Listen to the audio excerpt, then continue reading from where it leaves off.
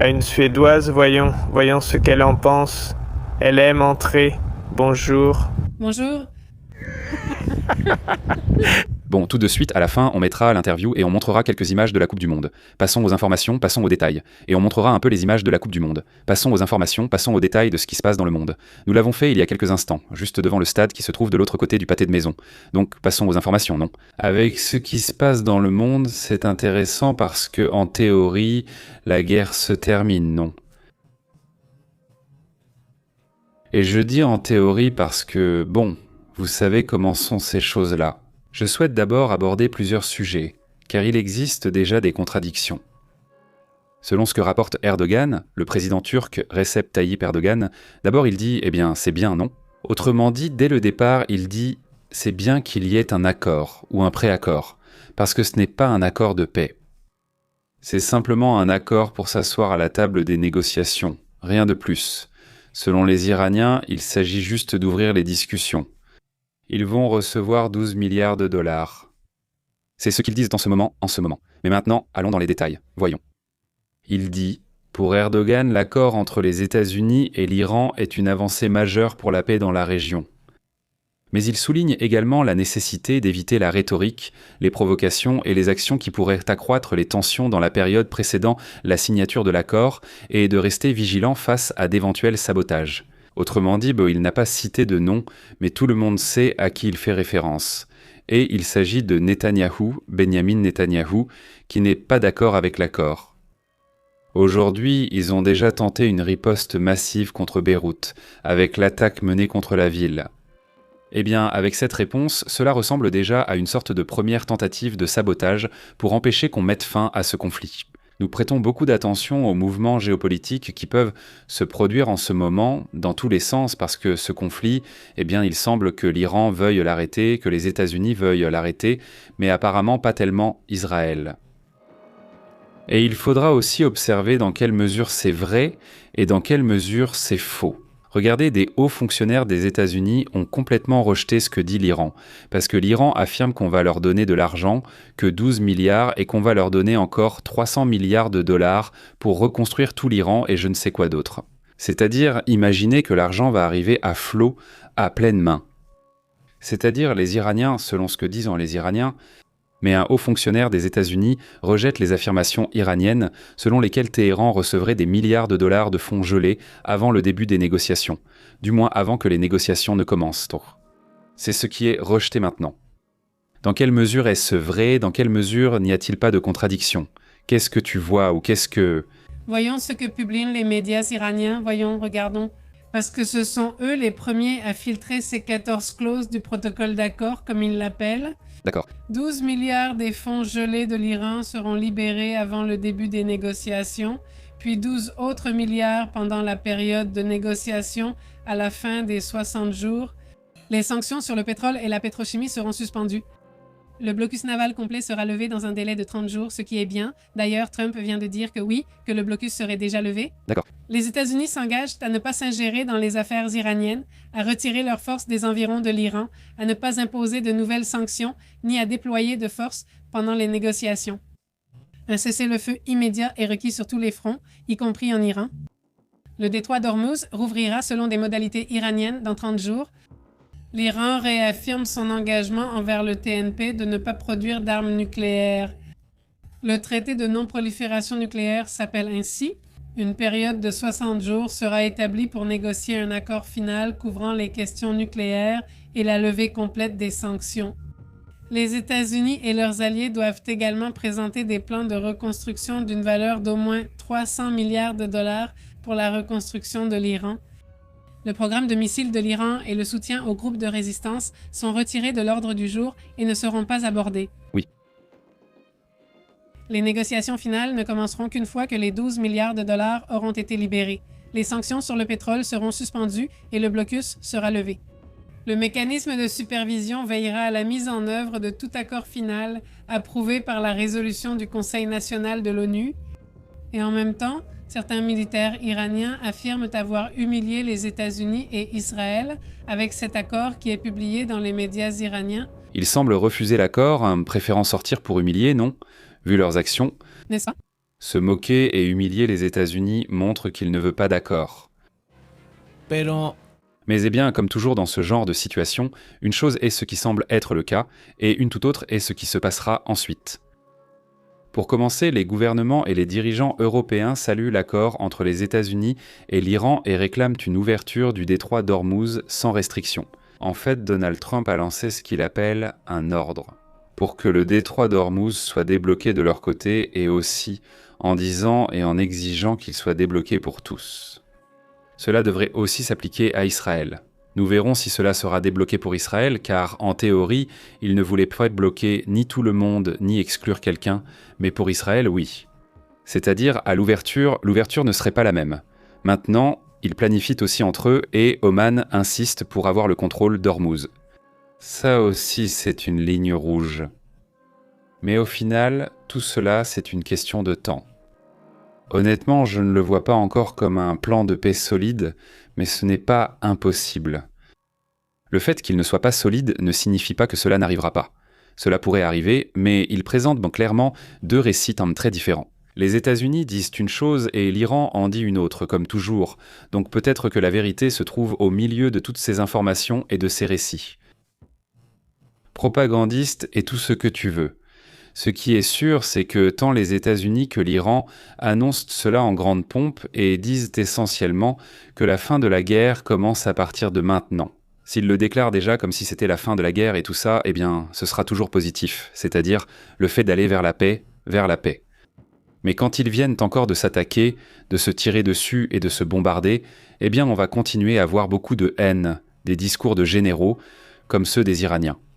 Sûrement, nous verrons aussi des commentaires très forts de Donald Trump ou de Pete Hegseth ou de quelques figures importantes du côté d'Israël aussi. Et parmi tout cela, il ne faut pas se laisser confondre par les haines qu'on peut avoir ou les exigences d'un côté ou de l'autre, ou la propagande, n'est-ce pas? Parce que chacun veut paraître gagnant actuellement.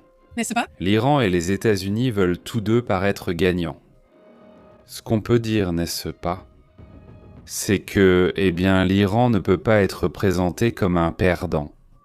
Parce que, en tout cas, c'est peut-être la partie la plus terrible dans tout ça, indépendamment de qui ils disent qui gagne, que ce soit l'un ou l'autre. Celui qui ne perd pas, et je pense que c'est inquiétant pour les États-Unis et pour Israël, celui qui ne perd pas, c'est l'Iran. Tu peux dire, écoute, non, les États-Unis ne perdent pas à cause de ceci, d'accord. Et Israël n'a pas perdu pour ça, d'accord. Mais l'Iran n'a pas perdu non plus. Parce que l'Iran a montré une force à laquelle on ne s'attendait peut-être pas. Parce que oui, ils ont perdu leur marine, mais au final, ils ont eu le contrôle d'Ormuz. Et au final, le régime n'est pas tombé. Et face à cela, écoutez ce que dit maintenant Trump.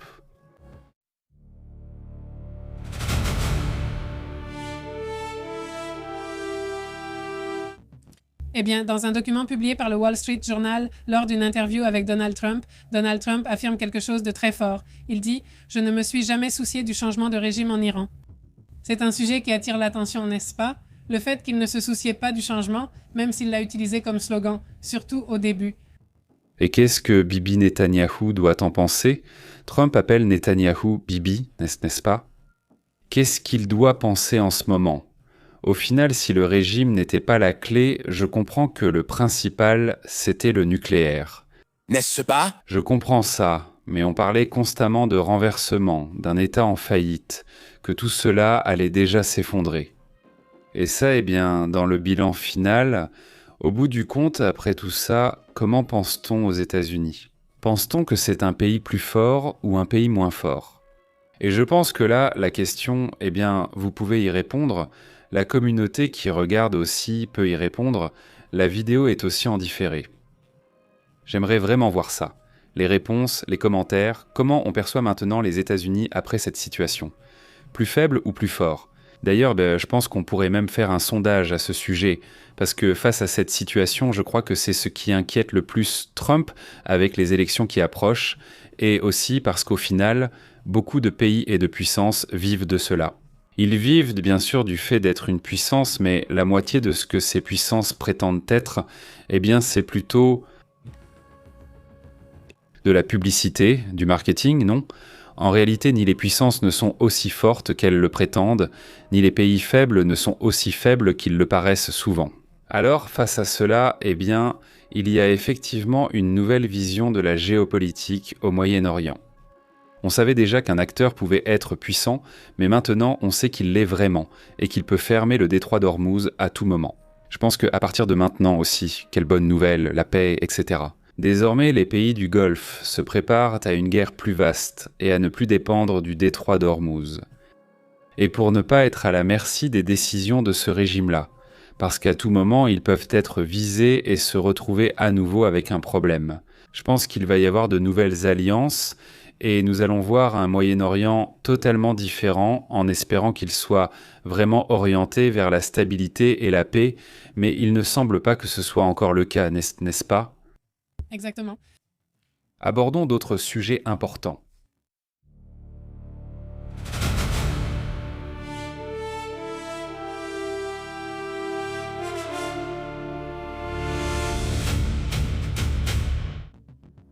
Comme on dit, le mort au tombeau et les vivants à la fête, eh bien Trump se lance tout de suite dans sa célébration.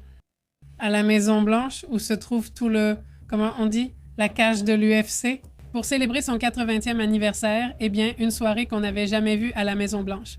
En vérité, c'était vraiment, vraiment extravagant. Il disait même que cette structure pourrait rester. C'est-à-dire, Que c'était comme celui de France, comment ça s'appelle, la Tour Eiffel, que personne ne voulait et qu'ensuite tout le monde a adoré.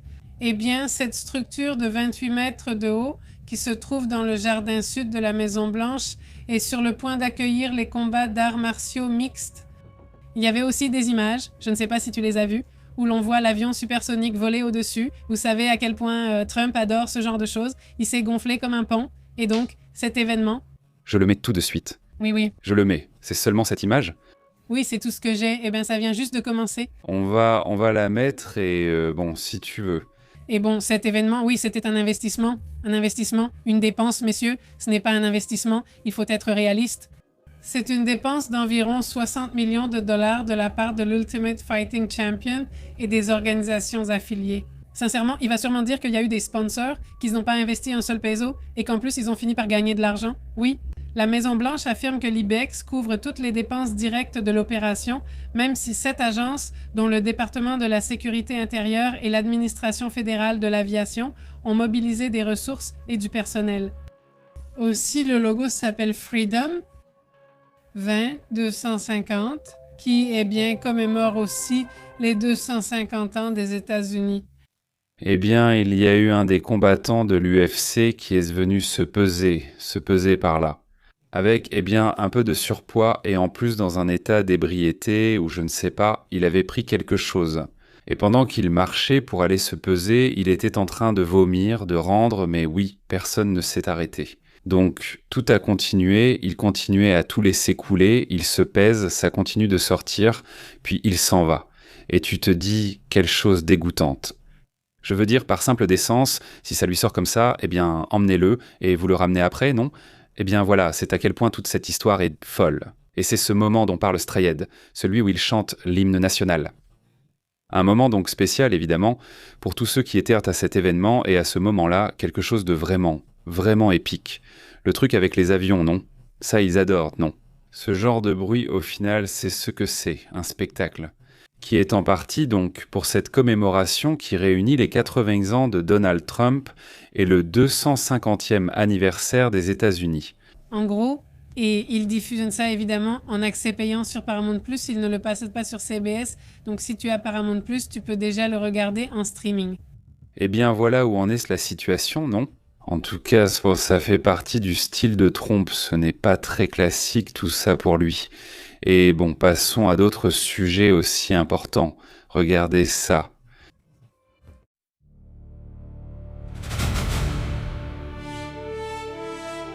Qu'est-ce qu'on regarde ? Qu'est-ce qu'on fait ? D'ailleurs, en ce moment même, il est sur le point d'y avoir une grâce. Laissez-moi faire une pause. C'est que, regardez, le match va commencer dans 5 minutes en Tunisie. Suisse, celui-ci ? Et il commence apparemment une tempête électrique, parce qu'on entend le tonnerre. Je ne sais pas si tu as entendu. Ce ne sont pas de faux tonnerres. En arrivant, on voyait déjà les nuages noirs, mais là, il y a vraiment des coups de tonnerre. Écoute bien, fais attention. Mais bon, il va pleuvoir, j'imagine qu'il va pleuvoir ici, pendant le match qui se joue en ce moment ou qui va bientôt commencer. Regardez ce que nous voyons ici. Eh bien, la journée vient tout juste de commencer. Il y a une attaque de la part de la Russie contre l'Ukraine et ils viennent d'attaquer un monastère qui s'appelle Lavna à Kiev. Peshevskir. C'est une zone protégée par l'UNESCO car c'est là que se trouve Yuriv Dolgorkiv qui est le prince qui a fondé Moscou. Et cet endroit que vous voyez en train de brûler en ce moment, eh bien, il est plus ancien que Moscou. Il est bien plus ancien que Moscou. C'est un sujet très remarqué. Tout cela ne respecte ni les écoles, ni les sites historiques. Ça leur est égal. C'est hallucinant. Si je ne me trompe pas, celui-ci date de l'année 1050, regarde. C'est écrit ici, cela a été construit en 1051. C'est très ancien, ça a déjà plus de 1000 ans. Impressionnant. C'est vraiment un endroit que regarder. Et peu importe la religion, peu importe le pays, peu importe quoi que ce soit. Il faut en prendre soin, ce sont des lieux à respecter. Regardez celui-ci. Quand on étudie la Seconde Guerre mondiale, on étudie comment, autant Hitler, oui comme. Les Alliés planifiaient tout, ou du moins essayaient, pour ne pas attaquer les bâtiments historiques. C'est-à-dire, il y avait un idéal où tu te disais « Bon, au moins que ce qui reste soit cette histoire de l'humanité, n'est-ce pas ?» C'est-à-dire, tu ne peux pas effacer l'histoire de l'humanité, tu ne peux pas la détruire, parce que ça fait de toi un terroriste, ça fait de toi ce que faisaient les talibans quand ils allaient dans ces anciennes constructions bouddhistes et les détruisaient, tu te souviens ? Oui. Les avions, les talibans de là-bas, oui. Ceux de Isis, eux, ils allaient dans ces endroits et faisaient exploser des bombes, ces monastères. Non, mais aussi les statues géantes de Bouddha, sculptées dans la montagne, tu te souviens ? Eh bien, l'une d'entre elles, en particulier, je voulais la visiter un jour dans ma vie, mais bon, évidemment, ce n'est plus possible pour nous. Il ne reste que le trou, c'est tout ce qu'il reste. Mais la statue, elle, a été détruite. Non, ça ne peut pas arriver. Je veux dire, on ne peut pas être aussi primitif au point d'attaquer ce genre d'endroit. Et jusqu'à un certain point, des bâtiments ou des édifices avaient été respectés. Mais ça, franchement, c'est une erreur.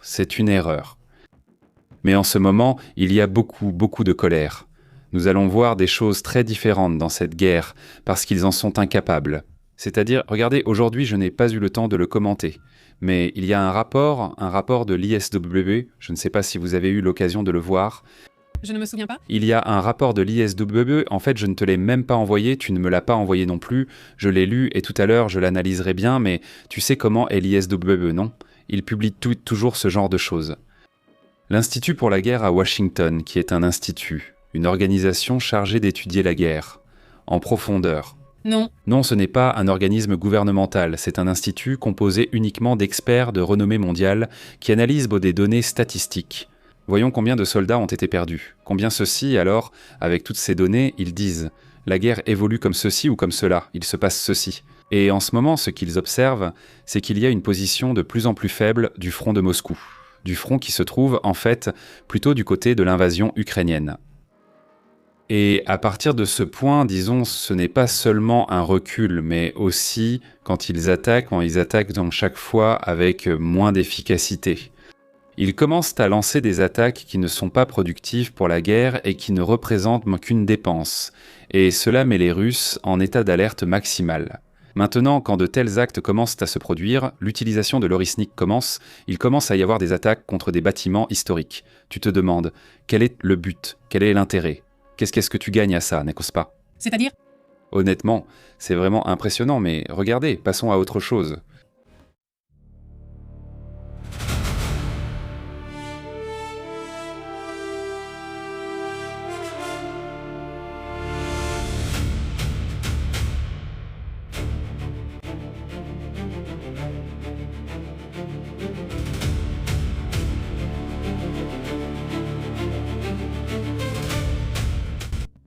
Qu'est-ce qu'on regarde ici ? Ici, nous voyons le vice-ministre des Affaires étrangères iranien, qui s'appelle Karem Garibalbadi, et qui a confirmé du côté iranien que le texte du mémorandum d'entente a été finalisé. Il dit, dans sa tentative de poursuivre ses objectifs sinistres, c'est bien ce qu'il dit, n'est-ce pas ? Il a essuyé de graves défaites dans tous ses objectifs, tandis que la République islamique d'Iran a remporté des victoires dans cette guerre. L'ennemi lui-même a été contraint de demander un cessez-le-feu et des négociations. La signature officielle, officiellement appelée Mémorandum d'Islamabad, aura lieu vendredi en Suisse. Une signature numérique aura lieu pour l'instant. La véritable signature se fera vendredi en Suisse. pour une fin immédiate, durable et permanente de la guerre, une fin immédiate et permanente de la guerre. Les opérations militaires sur tous les fronts, y compris au Liban, là je ne sais pas comment ils vont faire avec Israël, sont déclarées à partir de ce soir. La levée du blocus naval des États-Unis contre l'Iran commence également ce soir. Ça, y compris le Liban. Eh bien non, Sinon, c'est-à-dire non, je vous le dis tout de suite, ça n'arrivera pas. c'est-à-dire, et j'ai su que, enfin après un moment que nous on a terminé dans la matinée, l'après-midi, si Donald Trump a eu un appel avec Netanyahou, est-ce qu'il l'a fait sortir de cette réunion du Conseil de sécurité? Oui. Eh bien, qui sait, peut-être bien Non, ça n'arrivera pas. s'il a tiré le raccourci, sinon. Ça n'arrivera pas, non? C'est ça. La seule possibilité, c'est que Égée s'attaque, et j'ai du mal à croire qu'il ne le fasse pas. Je veux dire, c'est vraiment là que sera la clé, n'est-ce pas? Et non, ce n'est pas seulement qu'il n'attaque pas, mais aussi que le rhyolite ne passe pas, ce qui n'arrivera pas non plus, enfin, voilà. Mais moi je pense qu'il pourrait essayer de respecter l'accord, malgré ce qui se passe au Liban. Même s'il insiste sur ce sujet, je pense que c'est un point à part. Et si Donald Trump commence à gronder, non. Et il se peut que, de ce côté-là, Netanyahou écoute jusqu'à un certain point, mais ce que les Israéliens ont répété, c'est qu'ils ne sont pas subordonnés aux États-Unis, du moins c'est ce qu'ils ont dit sur ce sujet, et j'insiste. Et La guerre de juin a eu lieu parce qu'il faut se rappeler, Israël a commencé avec cette attaque et ensuite, dans les derniers jours, les États-Unis sont intervenus. Et celle-ci. Et à ce moment-là, le secrétaire à la guerre disait que ça avait été une attaque unilatérale, c'est-à-dire que les États-Unis ne s'étaient même pas impliqués, que cela avait été une décision de l'Iran. Donc ce que je veux dire, c'est qu'il y a une chose. Une chose, c'est la voie que suit Netanyahou dans tout cela, et une autre voie différente, c'est celle de Trump. Et l'intérêt est différent. Donc pour les États-Unis, du moins pour l'instant, c'est la question de l'uranium, non? C'est le principal sujet pour Israël. Le principal sujet, c'est le régime des ayatollahs. Eux, ils sont vraiment préoccupés par les propos de Trump disant que non, n'est-ce pas, que le régime n'a jamais été l'objectif, non. J'imagine que ça, oui, ça déclenche quelques alertes, n'est-ce pas? Eh bien, passons à d'autres points également importants, mais ce qui est certain, c'est que nous allons déjà pouvoir observer. En fait, il est probable que les prix du pétrole sont déjà en train de baisser, et c'est une bonne nouvelle pour tout le monde, afin que les prix n'augmentent pas davantage, n'est-ce pas? Regardez, c'est déjà là, ils sont à 85 $, c'est une chute importante. Déjà en dessous des 80 $, c'est bien, c'est à 85 $, la baisse est, voyons si nous pouvons voir ici, c'est celle-ci.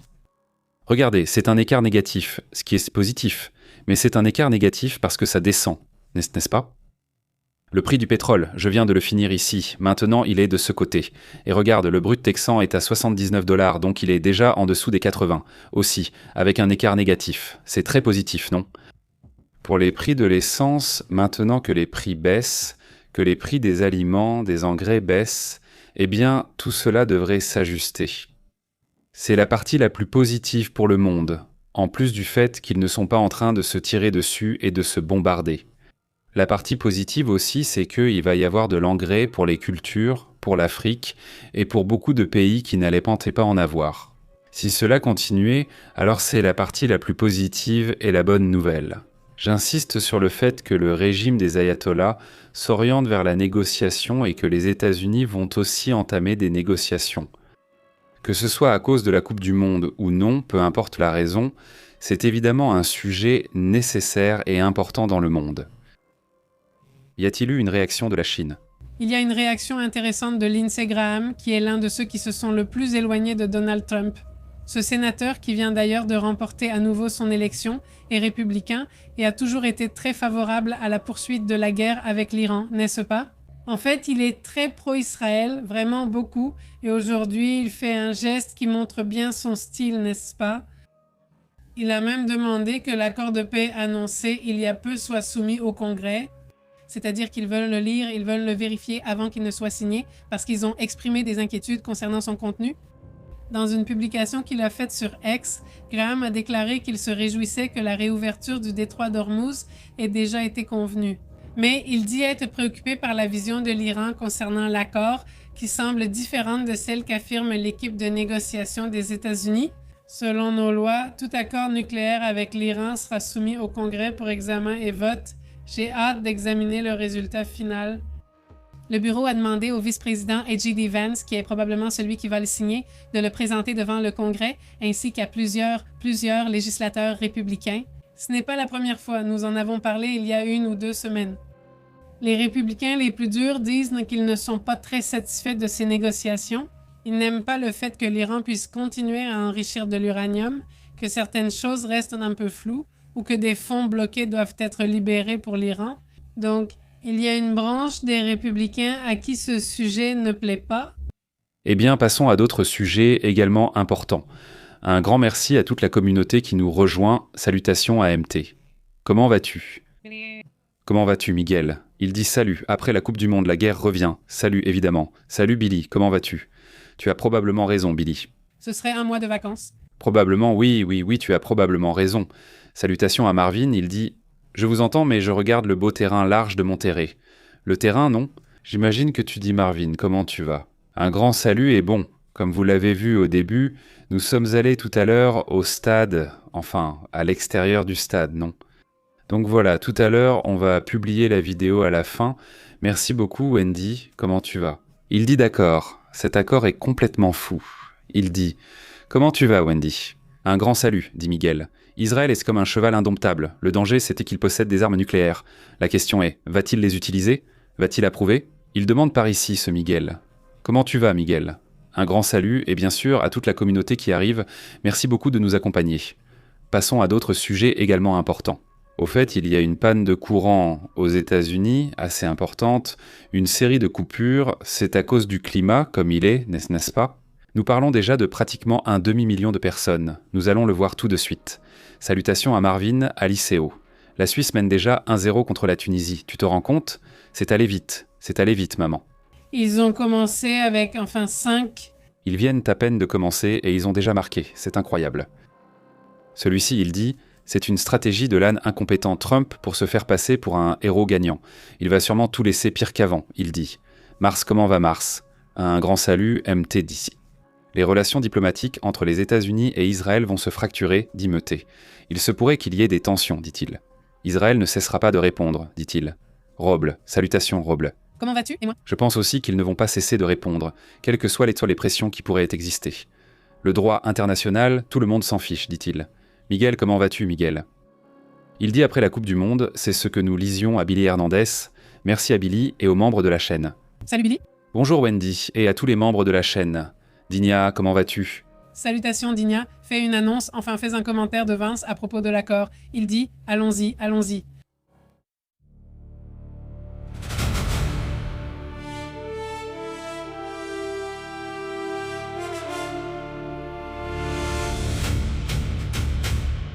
Eh bien, il y a un accord entre...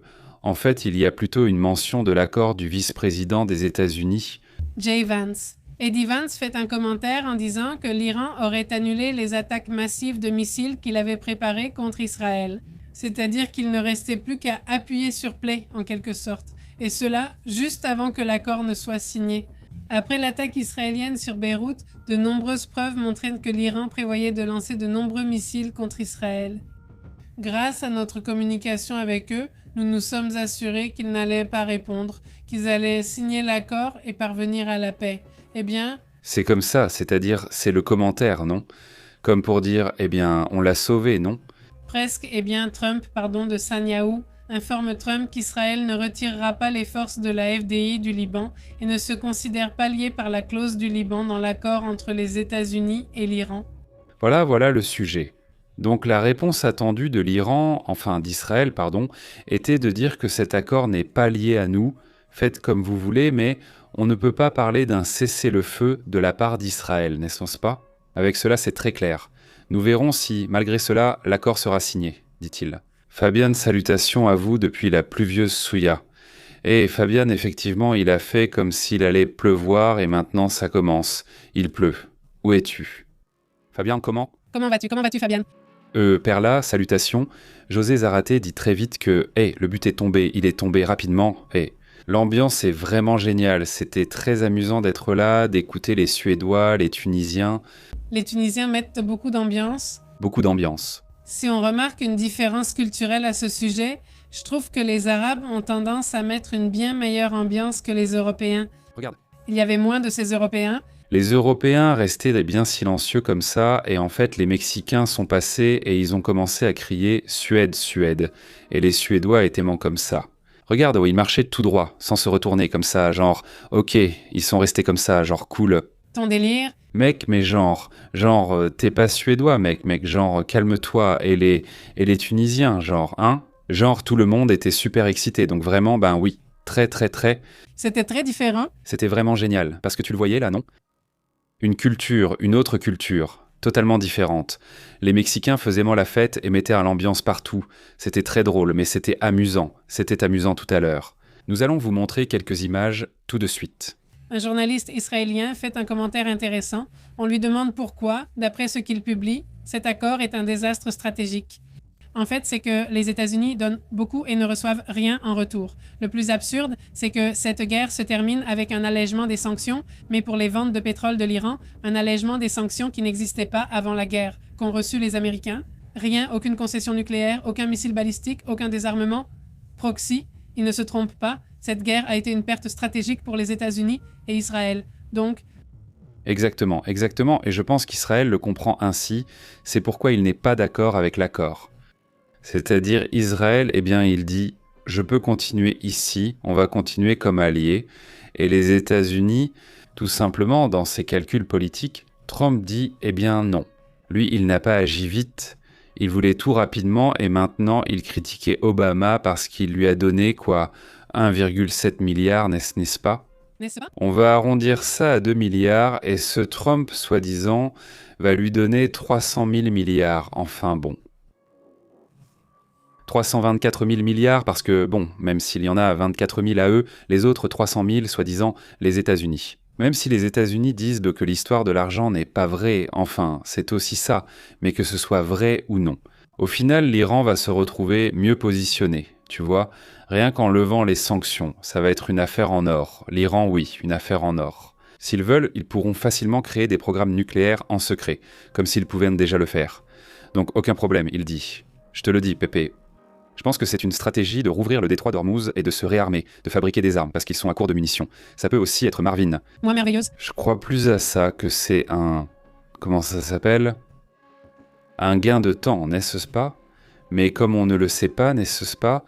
Dans les faits, ça ressemble à une perte, en ce moment. Si plus tard il se passe ce que tu dis et que je crois aussi que ça pourrait arriver, eh bien, on pourra le confirmer. Si c'était une stratégie temporaire, je dois suivre les faits, même si je maintiens mon opinion, je pense que ça prend cette direction. C'est-à-dire, je pense que non, ce n'est pas fini et que c'est plutôt pour gagner du temps. Eh bien, Bien, un commentaire, Marou. Salut, il dit « Je vous écoute depuis mon garage pendant que je change l'huile de la RAF 24. génial, c'est-à-dire, En train de travailler, génial. » Salutations à Jalala qui dit « Et si, pour qu'un nouveau système financier naisse, la confiance dans l'ancien devait d'abord disparaître ? Dette, record, conflit, crisis, inflation, peur et marché. Réagir à chaque gros titre, bon point, Jalala. » Je pense qu'on commence déjà à le voir, non ? Comme un changement, et petit à petit, du système, je pense que ça ne va pas être aussi radical pour le mieux, mais ça commence d'abord par se diversifier et à changer, n'est-ce pas ? À se digitaliser de façon peut-être très ouverte, non ? Dans le cas de la Chine, non, ici j'interdis les cryptos, et pourtant 20% des mouvements de crypto dans le monde viennent toujours de Chine, donc ils sont là. C'est-à-dire, même s'ils disent que c'est sanctionné et bloqué, il y a toujours beaucoup de mouvements crypto venant de ce pays. Donc ça veut dire qu'il y en a. Il y a une adoption de plus en plus claire et tout avance dans l'économie sur ces sujets. Donc Soboya, comment vas-tu ? Bonjour. salutations. Salutations également, et bon, eh bien passons à d'autres points. Juan Guacuanejo, quel plaisir de te voir. Juan Guacuanejo, Salutations, Guacuanejo. il dit « Le système change lorsque les dettes sont payées, tant que toutes les dettes persistent, le système continue, il dit. Guacuanejo, salut Guacuanejo. » Très bien, et bon, passons à d'autres sujets, allons-y avec d'autres thèmes également importants.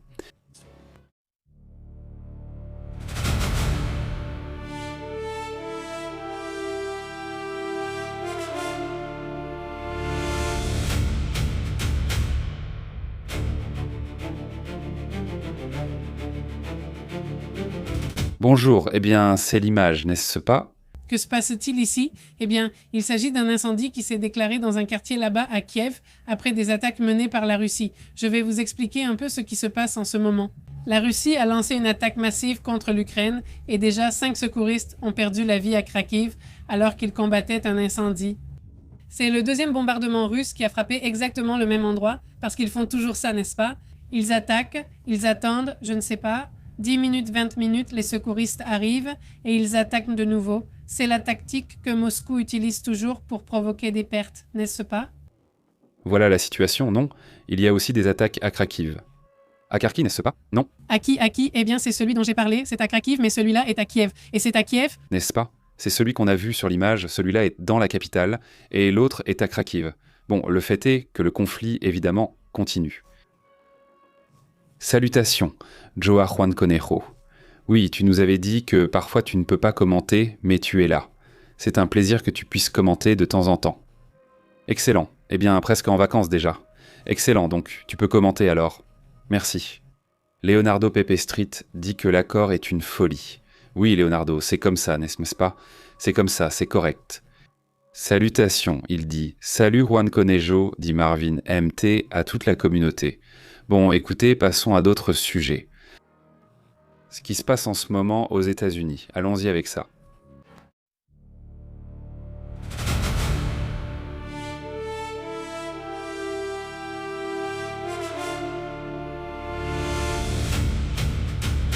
Eh bien, ça commence déjà à se résoudre, mais regardez, quand nous avons commencé, le directeur disait qu'il y avait 500 000 foyers des familles qui n'ont pas d'électricité, il y en a 390 000. Ça s'est déjà beaucoup amélioré. Oui, ça va encore s'améliorer, laisse-moi le recharger. Voyons, ce ne sont plus 390 000, mais c'était essentiellement un demi-million de personnes. Dans tous ces États que nous voyons, qui sont pratiquement les États qui ont eu des problèmes avec les tornades.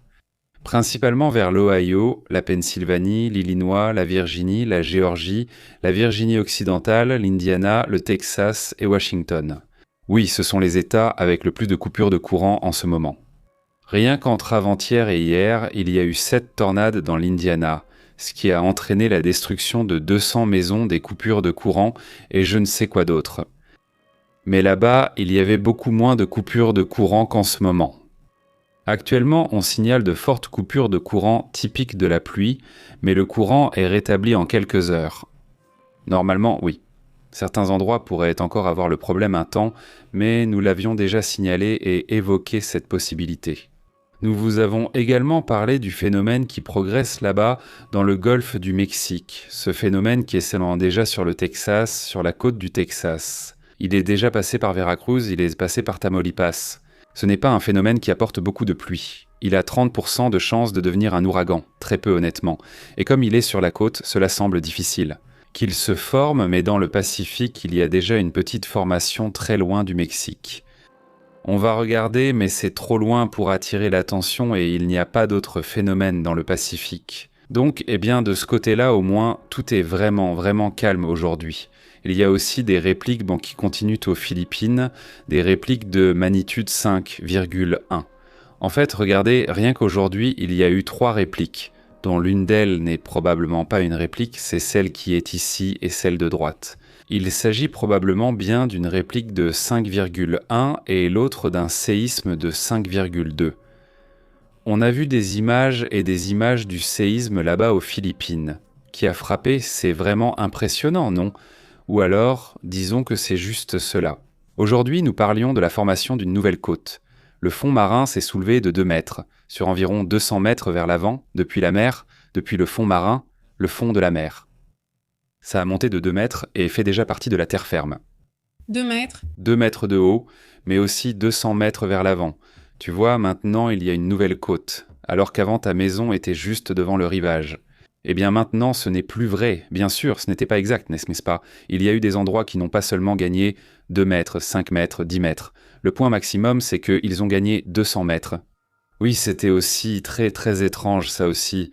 Et aujourd'hui, eh bien, on n'en parle plus, c'est plus déclassifié. Eh bien, en fait, ça s'ajoute aux déclassifications. Les cas, et ici nous allons vous en parler petit à petit. Nous avons déjà fait aujourd'hui une analyse de cela, au cas où vous voudriez la voir, sur le cas qui a attiré l'attention aujourd'hui, ou du moins qui a attiré mon attention. C'était un cas présenté par le Pentagone, déjà évoqué ce matin si vous souhaitez le consulter là-bas. Le sujet y est également. Aujourd'hui, l'un des cas les plus terribles, c'était cette collision entre les hélicoptères, et je dis que déjà en soi, la collision est terrible. Mais le fait que 2 personnes connues, 2 personnes plus ou moins célèbres, y soient impliquées, ils avaient une grande communauté, n'est-ce pas? Plusieurs millions d'abonnés et tout ça. Oui. Donc il y a un impact, et en plus les 2 sont jeunes. Ce qui fait un double impact, non? Et La situation est aussi terrible avec cette collision d'hélicoptères. Comment 2 hélicoptères peuvent-ils entrer en collision? Je veux dire, ça m'interpelle. Il disait là-bas que, tri, Ah d'accord. double tri, oui, tout ça, non? Je sais. Toujours tri. Il y a un musicien qui faisait beaucoup de cascades, comme des cascades très, très dangereuses. Il aimait faire ce genre de choses. Il enregistrait des vidéos et sûrement, peut-être qu'il faisait quelque chose comme ça et c'est pour ça qu'il a eu l'accident. Et Gaspi était là, il y avait aussi l'Argentin. Il me semble qu'il est argentin, n'est-ce pas? Lui. Voilà le sujet, non? Il dit que c'est dans le sud de Monterrey et moi, lentement, je dis « Excellent, Fabienne ». Regarde. Ici, je crois que non. Pas encore. C'est-à-dire, je ne vois pas ici, pas encore, mais ça et donc. J'espère être présent les jours où il reste le match. Et faire quelque chose. Quelque chose déjà, on entend bien les coups de tonnerre en ce moment, n'est-ce pas? Alors, voyons voir. Passons à autre chose, non? Qu'est-ce qui t'arrive d'autre? Aujourd'hui encore, il y a plus de publications du New York Times. De cette interview accordée à Donald Trump, il dit que si aucun accord nucléaire n'est conclu avec les États-Unis, ils vont relancer une attaque militaire contre Téhéran, dit-il. Et il fera en sorte que les États-Unis, le gendarme du Moyen-Orient, reçoivent en échange 20% des revenus de la région. Ou qui dit cela? C'est ce que dit Trump. Si l'accord n'est pas conclu, il va détruire Téhéran à nouveau et il gardera 20% de tout ce qui est généré au Moyen-Orient. C'est-à-dire, il fait payer tous les pays du Golfe, je suppose celui-ci aussi. D'accord. Il dit aussi que Netanyahou est un homme très difficile et qu'on devrait être très reconnaissant pour ce qu'il fait, parce que si l'Iran avait une arme nucléaire, Israël ne serait plus là en 2 heures. Trump a été très clair en disant que, la relation avec le gars a été difficile, mais c'est que ce gars-là, je pense que c'est très clair ce qu'il veut, il l'a toujours été. S'il n'est pas clair, il est clair, c'est-à-dire on ne peut pas le nier, il est clair. Et s'il a 22 minutes, Francisco, le match a déjà commencé. 22 minutes ici à Monterrey. Celui-ci a commencé à 8 heures, donc il a 22 minutes. Alors bon. Non. Il y a aussi un groupe de hackers, apparemment iraniens, qui aurait pris le contrôle de certains drones, non? Exactement. Soi-disant, c'est juste un groupe de hackers qui affirme avoir pris le contrôle des drones que possède le FBI et qui surveille en cette Coupe du Monde 2026. Mais le FBI, ce groupe s'appelle Andala. Nous avons déjà parlé d'eux plusieurs fois et ils disent avoir lancé un message plutôt cryptique où ils assurent que certains équipements de la Coupe du Monde sont déjà sous leur contrôle, disons, et le FBI a déclaré que non, que cela n'est pas arrivé. Ils ont diffusé cela via un site d'un groupe d'intelligence, une organisation qui surveille les activités en ligne liées aux États-Unis. Mais selon le FBI, c'est un mensonge. Voilà, non? Voilà le problème. Ça fait aussi partie de la psychologie, de la peur et tout ça, non?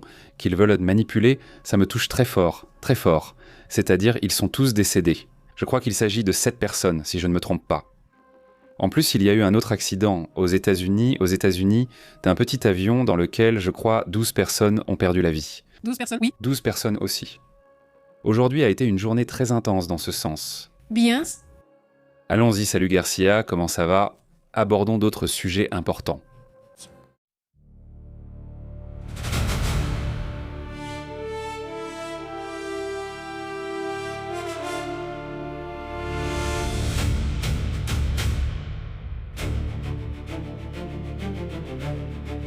Bon, juste pour conclure tout ce qui se passe dans le monde, n'est-ce pas? C'est-à-dire, aujourd'hui aussi, on rapporte... Donc il ne s'agit pas seulement d'un changement concernant le BTC, le Bitcoin et toute cette situation, mais nous allons évidemment voir une réaction positive du côté de la bourse de Corée, de Chine, du Japon, etc. Si on l'observe ici, regardez, c'est comme le marché a fermé vendredi et ici c'est comme il ouvre, ou il est en train d'ouvrir très haut. Parce qu'évidemment, avoir le pétrole à ces prix-là, c'est quelque chose de super positif pour eux. Si on regarde aussi le Nikkei, voyons, je n'ai pas envoyé le Nikkei Fiat. Subido. Grosse montée, oui, oui. Oui. Grosse montée, évidemment, je ne l'ai pas trouvé, c'est que, enfin, c'était... Tellement haut que je ne le voyais pas. Celui-ci, le Nikkei, s'en va, il s'envole, et voyons s'il ne va pas même encore plus loin. Oui, c'est un record historique. Morale, oui. C'est un record historique. Nikkei nouvelle exclusive, en exclusivité. Ici, C'est-à-dire, regardez, Nikkei au plus haut historique. Je ne sais pas s'il y a déjà des rapports à ce sujet, mais je peux parier que nous sommes parmi les premiers à commenter cette situation. Et passons rapidement à la Chine. Eh bien, regarde, ça vient d'une baisse. Celle-ci, c'est celle de Hong Kong. Mais oui, c'est une hausse, même s'ils viennent d'une baisse. Ici, c'est une hausse. Ils ont fermé ici, ouvert là, c'est une petite hausse. Mais celle de Hong Kong est vraiment impressionnante. Allons voir les images enregistrées pendant la Coupe du Monde. Allons-y.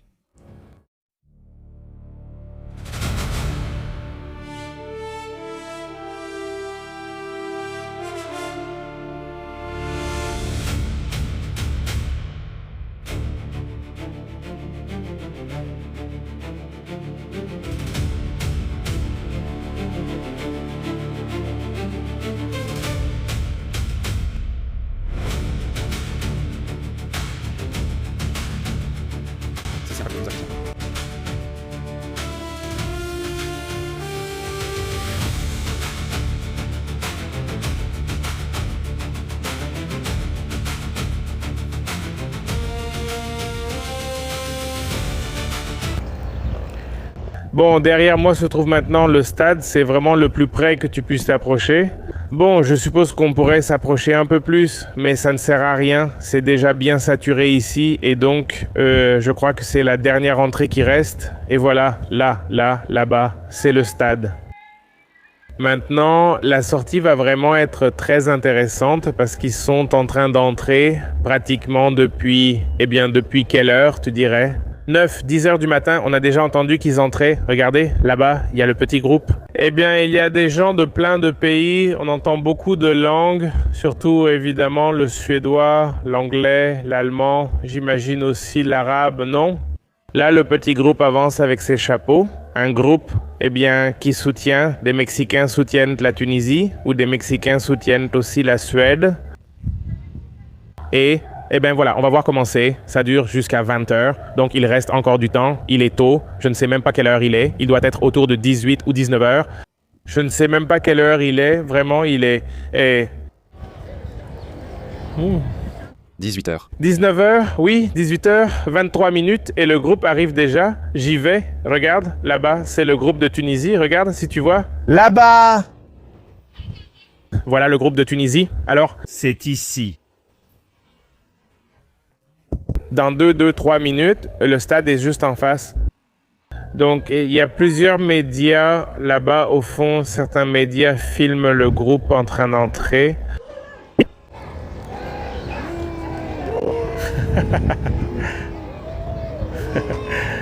Des Mexicains soutiennent la Suède et des Tunisiens les unes. Bon, allons-y, partons d'ici maintenant. On voulait juste vous montrer un peu, comme on l'avait promis. Voilà, allons-y, on va faire une interview. Interviewer une Suédoise, voyons ce qu'elle en pense. Guten Tag. Guten Tag. Dis-moi, d'où viens-tu? Je viens d'ici de Monterrey, mec. À quelle heure vas-tu chercher du pain? Je ne vais jamais chercher du pain. Bien sûr que si, je t'ai vu à la boulangerie, L'acheter, mais je ne sais pas à quelle heure, oui, vers 6h. 6h30. 6h30, parfait, ça me va très bien. Comment as-tu trouvé l'ambiance ici pendant la Coupe du Monde? C'est très festif. Il y a beaucoup de Mexicains qui viennent juste pour célébrer le football parce que ce n'est pas toujours le bon moment pour faire la fête, tu sais, au Mexique. Exactement, ils sont vraiment en train de faire la fête, honnêtement. On va voir dans quel état ils vont arriver au match. Je pense qu'il y en a déjà quelques-uns qui sont bien échauffés. Disons bien. Oui, il y a énormément de monde et puis, beaucoup de gens de Tunisie, beaucoup de gens de Suède. Même si l'occupation hôtelière n'a pas atteint les niveaux, du moins ici à Monterrey, Pour Pal Norte, on monte à environ 90% maintenant, c'est autour de 60 et quelques pareils à Mexico. À Mexico, c'est plutôt la Formule 1 qui remplit plus. Je ne me souviens plus pour Guadalajara, mais c'est à peu près pareil. C'est-à-dire qu'on n'a pas atteint les niveaux des autres événements qu'il y a ici, au Mexique. Oui, c'est intéressant parce que je suppose que c'est à cause des prix des billets. Honnêtement, je ne sais pas. Je pense que c'est ça, et que la majorité des matchs se jouent aux États-Unis. Aussi, donc si les gens veulent voir beaucoup de matchs, eh bien, je préfère aller aux États-Unis, évidemment, même si c'est plus cher, mais bon, pour certains, c'était définitivement mieux de venir ici. Aussi, d'un point de vue économique, c'est sûrement beaucoup moins cher qu'aux États-Unis, et voyager ici aussi. Ici, la question migratoire est plus simple, contrairement aux nombreux problèmes rencontrés par les États-Unis. Aujourd'hui, il y avait un avion bloqué qui allait de Cancun aux États-Unis depuis l'Uruguay, et il ne pouvait pas arriver à cause de questions migratoires. C'est ça aussi le truc, c'est-à-dire c'est une Coupe du Monde, comme on l'a dit, très géopolitique, avec beaucoup de choses liées à ce qui se passe dans le monde. Et aussi, il va y avoir beaucoup de comparaisons sur la façon dont les États-Unis, le Canada et le Mexique profitent de la Coupe du Monde, ou pas tant que ça, n'est-ce pas? Mais bon, autre chose. Non, rien d'autre. À tout à l'heure. Allons-y en direct maintenant. En direct, oui. Passons maintenant à quelques images de l'ambiance filmées juste à l'entrée. Mais le chemin de tout ça, regarde, nous avons filmé plusieurs petits moments pour que vous puissiez voir comment était l'ambiance. Plus ou moins dans la CA, dans les rues et tout ça, non? Regardez ça. Non, merci.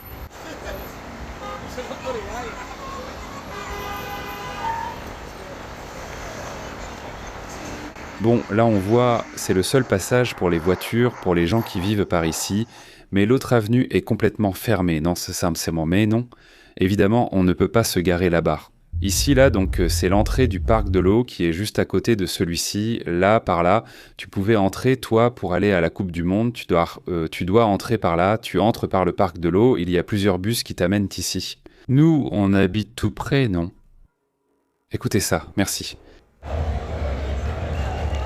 Il disait « Tunisien, tu es tunisien, mexicain ou quelque chose comme ça, je ne sais pas comment c'était, frère tunisien. » Tu es déjà mexicain. Écoutez.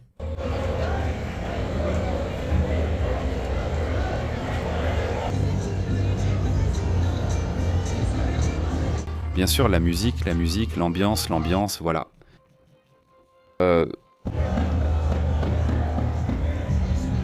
Bon, voilà la bande. Et c'était une file assez longue de fanfares, apparemment, de Tunisie. Tunnel, mon Dieu. Je suppose que oui, ils parlent comme en arabe, ou le tunisien, je ne sais pas, peut-être ce qu'ils parlent là-bas. Mais bon, et plus loin derrière, il y avait aussi les Suédois. Et voilà le petit groupe, presque tous sont raies. La foudre, presque tous sont de moi. Il y a déjà 2-0. 2-0-0, oui. Mais bon, c'était l'avant-match, non? Là, on voit, bon, à un moment, ces petits lacs, en ce moment, ils sont en construction. Tout le parc est en construction. En fait, il n'est vraiment pas terminé. Allez. Ce parc sera rempli de lacs. Ils parlent arabe. Allons-y.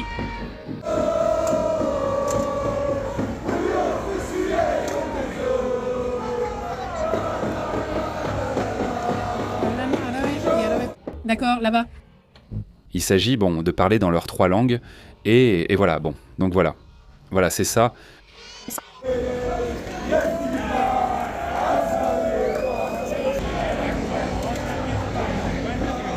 Voilà, donc je ne sais pas quel pays, quelle équipe, enfin, ce pays-là, il y a des Suédois, là, si vous regardez bien, ils n'ont pas l'esprit ailleurs, les Suédois, c'est-à-dire, ils ne font pas que marcher comme ça, non. Donc, eh bien... Bon, voilà, c'est comme ça, c'est l'ambiance. Et il y avait une comment ça s'appelle? Comme une sorte de structure où ils te mettaient comme un micro-spectacle, non? Comme un écran. C'est-à-dire, on est déjà entré dans cet écran qui est là. Dont on parlait tout à l'heure. On va voir ce que c'est. Honnêtement, je n'en ai aucune idée. Je crois que c'était en lien avec l'espace, mais je ne sais pas, mais c'est agréable. Le climatiseur est très puissant, tu peux donc te rafraîchir ici. Eh bien, c'est un accueil. Un accueil, une sphère, et c'était en des images du Nuevo León, en grande partie faites avec l'IA. Tu te dis, investis un peu, fais un effort, la musique faite avec l'IA, les images faites avec l'IA, non, je ne sais pas, enfin, mets-y du tien, non. Mets-y un peu, investis un peu, et je dis, c'est mieux si tu les combines avec certaines d'entre elles, si tu veux, mais une bonne partie, c'était évident que c'était de l'IA, non. Mais bon, enfin, c'était bien, la clim, au moins tu pouvais te rafraîchir un peu là-bas, et beaucoup de bière, évidemment, beaucoup de ventes de bière, et beaucoup de ventes de ce genre de choses, n'est-ce pas? Alors, comment ça s'est passé? Vous allez bien? Salut tout le monde. Alfredo dit que les Suédois sont tranquilles et que les Tunisiens sont plus agités. Oui. D'accord. Salutations à Cebola, il dit. Quelle belle expérience. Salutations à Gabriel Duran. Il dit. Salutations à Neri. Et salutations. Quel âge a cette jeune fille de Suède? Bisous. Il me manque environ 50 cm pour être suédoise. Ils étaient vraiment grands. Ils étaient vraiment grands, oui. Vraiment grands, oui. Mon fils fait 1,90 m et paraît petit à côté d'eux. Imaginez, ils font bien 2 mètres ou plus, donc oui, ils étaient vraiment très grands, honnêtement. En plus, ils sont géants, non? Voilà. Elle dit, Elisana, il y a eu beaucoup de critiques à ce sujet. Oui. J'ai trouvé inacceptable qu'ils interdisent aux journalistes hispaniques de parler espagnol aux États-Unis. J'ai entendu beaucoup de plaintes. Eh bien, il y a des footballeurs qui parlent espagnol et ce serait mieux pour eux qu'on leur pose la question en espagnol. Et le journaliste parle espagnol, mais on ne les laisse pas faire car la FIFA n'a pas engagé de traducteur espagnol-anglais pour les autres présents. Parce que oui, évidemment, tous les journalistes doivent savoir ce que dit le footballeur et ce qui est demandé. Mais bon, c'est leur travail, non? Et donc, beaucoup de journalistes ont du mal parce qu'ils ne maîtrisent pas très bien l'anglais. Et lui aussi, le footballeur, il ne maîtrise pas très bien l'anglais et il doit répondre en anglais. Exactement. Oui, bon, eh bien oui, c'est vraiment dommage dans ce cas-là. Il manque d'organisation et tout ça. Salut, comment vas-tu, Gabriel? Bonjour. Salutations à Marvin aussi, un grand salut. Cebola, un grand salut. Comment vas-tu? Oui, c'était amusant, vraiment, c'était amusant d'être là au petit spectacle. Mais jusqu'à maintenant, on l'a vu, même s'il y avait des gens très joyeux et tout ça, c'était très, très bien organisé. N'est-ce pas? Oui, non, c'était tranquille. Oui, les gens étaient heureux, mais aucun désordre, vraiment, rien d'exagéré. Salutations à Miguel Angel. Il dit qu'avec cet argent, leur économie et celle de leur village s'amélioreront beaucoup. Bien sûr, ils m'ont dit que ce qu'ils vont faire, c'est acheter des drones, acheter plus d'armes, essentiellement. Ils m'ont dit ça il y a environ 3 semaines. Environ 3 semaines. Puis nous avons interviewé des gens dans la rue, comme l'a dit Leonardo. Nous étions motivés, surtout que tout le monde allait entrer dans le stade, alors on s'est dit que ce serait amusant. Non, nous n'avons pas testé ce format et ce serait intéressant de sortir ainsi parfois. Leonardo a interviewé une Suédoise ne parlant pas espagnol. Oui, eh bien là, nous vous montrons quelques images. Comment ça s'est passé? Ils disent, ils nous veulent en second, pas comme dans le nouveau officiel, ni aux États-Unis, ni en Israël. Ils disent d'une certaine rancœur est possible, dit Lycéa. Comment vas-tu? Eliseo, Alison, comment vas-tu? Un grand salut, dit-il. Eh bien, c'est qu'ils amènent des Suédois, dit-il. Voilà. Litia. Jojo, comment vas-tu? Salut, dit-il. Ils amènent des Suédois, dit-il. Oui, c'est pour ça qu'il n'a pas fait ça. Mais avec le venu, il y avait des échasses. N'est-ce pas? Des Suédois comme ça, mais avec lui, il m'a dit Bon sainte. Échasse. Il dit, frère, voyons, les gens de Trump, ce que fait Trump, c'est pathétique, quelque chose de totalement mauvais goût. Il dit, frère, salutations à frère. Comment as-tu été? Salutations à Papa de Nueva, comment vas-tu, Papa de Nueva? Très bien. Il dit, Marvin, vous avez montré la vidéo du client suédois qui n'a pas payé et du policier utilisant le traducteur. Oui. Oui, hier. Oui. Eh bien aussi, regardez, en y réfléchissant bien, c'est vraiment exagéré ce que les restaurants vous font payer et vous savez qu'ils veulent profiter d'août parce qu'ils savent que les gens viennent de pays assez aisés économiquement, alors ils se disent, on va leur faire payer le double, non? Facile. Qu'est-ce qui se passe?